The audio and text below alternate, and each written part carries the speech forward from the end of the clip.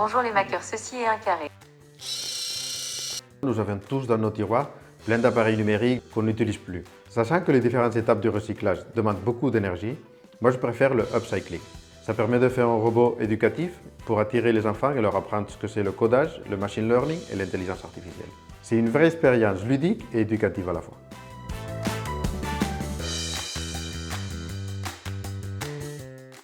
J'ai conçu un petit robot à partir d'un vieux smartphone et quelques pièces imprimées en 3D et des électroniques très simples. C'est comme ça que les enfants vont apprendre les bases du codage tout en s'amusant. Je tourne sur moi-même.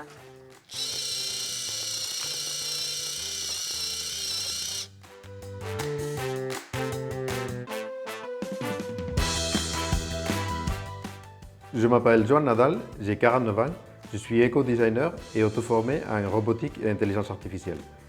En tant qu'éco-designer, j'ai toujours aimé le upcycling. J'ai déjà upcyclé du carton pour le transformer en mobilier et maintenant je voulais m'attaquer à l'un des objets les plus difficiles à recycler et qu'on utilise le plus souvent, le smartphone. Nos smartphones, même les plus anciens, sont pleins de composants high-tech très utilisés dans la robotique. L'une des solutions, ce serait de les apporter dans les points de récollecte, de recyclage, ou sinon les faire recycler pour récupérer les matières premières qui sont à l'intérieur. Moi, je préfère le upcycling. Ça veut dire donner une deuxième vie à des objets qu'on n'utilise plus. Donc je me suis dit, pourquoi pas utiliser directement ces téléphones comme le cerveau de notre robot.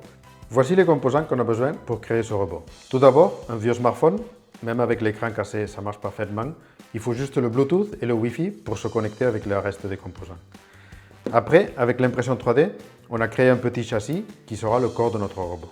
Les muscles seront ces deux moteurs, avec des roues pour pouvoir se déplacer. On viendra les clipser de façon très simple sur notre châssis. Et voilà. Après, le corps de notre robot sera un microcontrôleur qu'on va coder. L'énergie viendra de cette batterie. Et comme ça, on le monte tout et on vient fixer le téléphone devant. Avec le petit élastique, on le fixe et le tour est joué. Notre robot est prêt pour programmer. Voici les différentes étapes pour programmer notre robot. Tout d'abord, on va dessiner des images, des carrés, des ronds. Après, on va les montrer à la machine et la machine, avec Teachable Machine, va apprendre à les reconnaître. On va créer un modèle. On va prendre ce modèle et on va le passer sur Scratch. Sur Scratch, on va utiliser les logiques du codage. On va lui dire, quand tu reconnais un carré, tu vas tout droit, tu tournes à gauche, tu tournes à droite. On va créer comme ça le code. Ce code, on va le transférer sur notre téléphone et le téléphone, il va commencer à réagir à son entourage. Je vais tourner à gauche. Je tourne sur moi-même.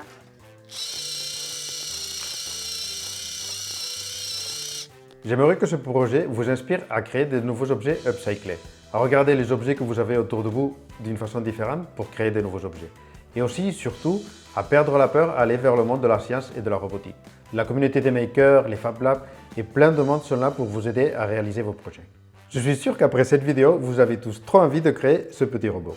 Je vous invite à aller sur le site wearemakers.com et visiter le tutoriel qu'on a fait pour créer pas à pas ce petit robot. Merci, au revoir.